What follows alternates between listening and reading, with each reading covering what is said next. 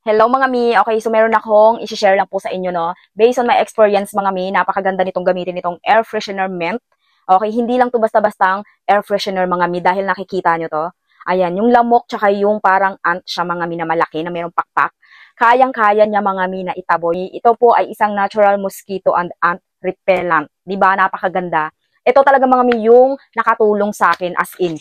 Grabe, nakikita nyo naman tong kwarto na to. Ito yung kabilang kwarto mga mi na sobrang dami kong stock na mga gamit. Okay, yung mga products, nandito lahat. Na ako na mga ipis, langaw, minsan kapag naka-open yung window, and then yung mga langgam, talaga mga mi, sobrang dami, lalo na kapag maulan, umaakyat sila sa bahay. Then, lahat yan mga mi nawala ng dahil dito. Okay, ayan. Ito yung ginagamit ko dito. Pwede to sa sasakyan, sa kwarto, sa bahay, sa buong bahay mga mi. Sabi, sobrang bango niya talaga.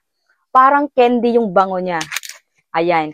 So, for me mga mi, para hindi siya mabilis maubos nga. Kasi, syempre, tinitipid ko. Hindi ko siya binubuksan ng malaki. Okay? Ganyan lang. Half lang po. Ito yung kanyang pandikit. Mga mi, dyan ko siya nilalagay sa may gilid. Kasi usually dito tumatago yung mga lamok sa taas. Ayan. Napakaganda talaga. Napakabango ng kwarto. Kahit marami pang tambak. And then, tingnan nyo naman kung gaano siya kalaki, di ba? At pwede nyo rin siyang ilagay sa lapag or sa dingding. Bahala kayo kung saan nyo siyang idikit.